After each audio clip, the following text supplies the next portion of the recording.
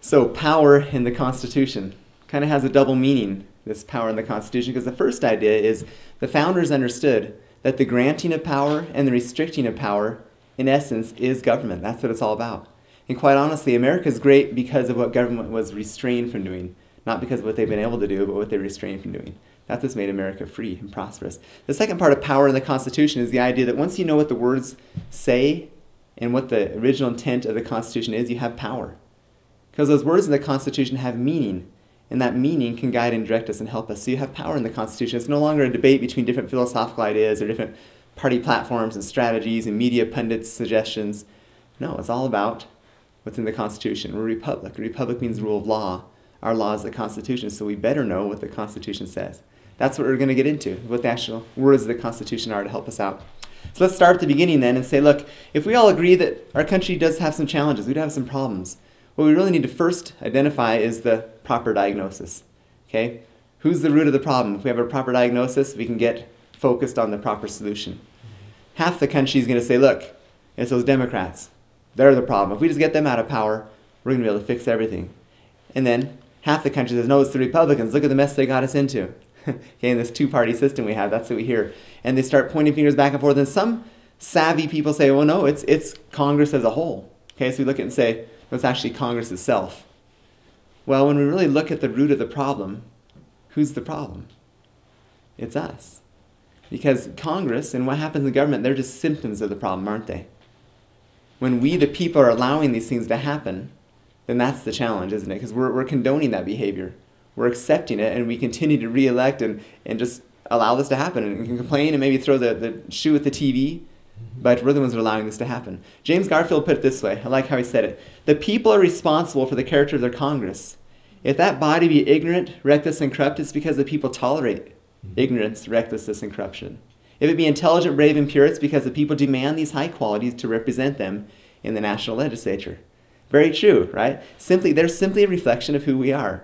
It's really not all that complicated to say that the root of the problem is us, because they reflect our values. They reflect what we think. That's why we send them there, because they're our representatives. Okay? Another interesting quote. This is by Daniel Webster. He says, I apprehend no danger to our country from a foreign foe.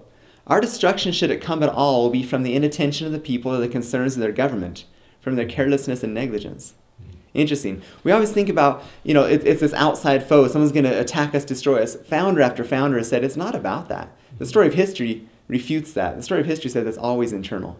It's from us not paying attention. Just saying, well, hey, I'm patriotic. I voted 4 years ago. I plan on voting in 4 years. Well, that's not what freedom's about. The price of freedom, as Jefferson said, is eternal vigilance. Right? Going on with this quote.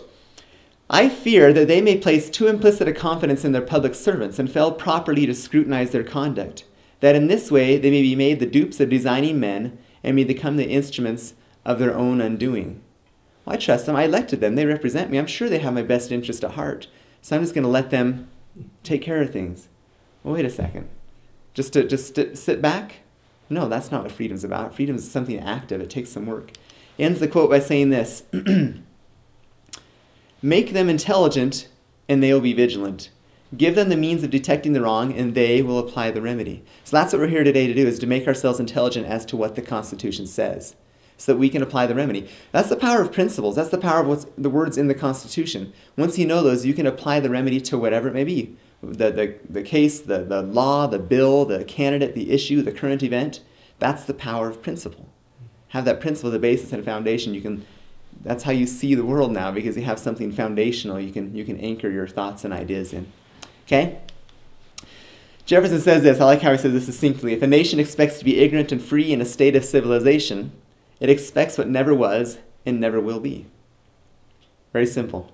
Very, very simple. We're free because we're vigilant and because we're aware and because we're involved, right? Anybody here heard of Alexis de Tocqueville? Heard of that name before? Yeah.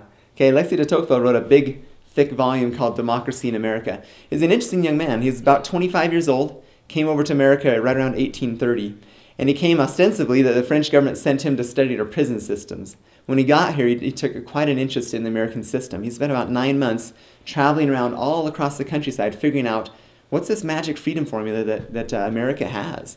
How is it that they're such a new fledgling country and they're just so successful? Okay? out of all these writings, I pulled a quote that I think is to me the most indicative. It kind of explains why we're who we are. He says this: every citizen is taught the history of his country and the leading features of its constitution.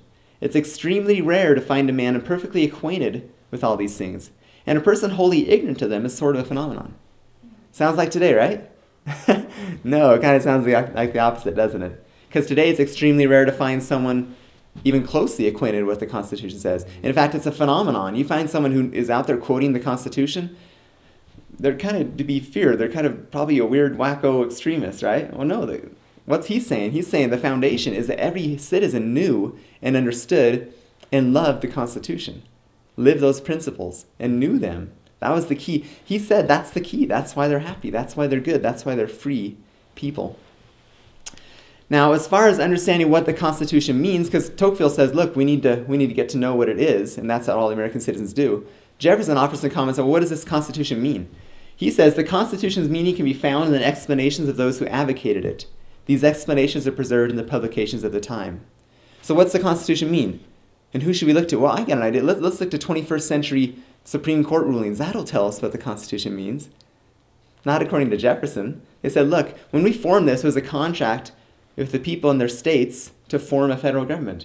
And that Constitution's that contract. Why don't we go and find out what they had to say about it? There's notes. Madison took meticulous notes in the Constitutional Convention. There's something called the Federalist Papers. Have you heard of the Federalist Papers before? A great explanation. Essentially the marketing piece, okay? The marketing document to get Virginia and New York to sign on, to ratify the Constitution. And in that, all those essays they wrote in a New York newspaper, you can go, well, what do they mean by this? Just go look it up, and it'll tell you. It tells you what the original intent is. We don't need to have a new modern-day interpretation. We need to go to the publications that are preserved in the time and find out what it meant. Pretty simple concept, okay?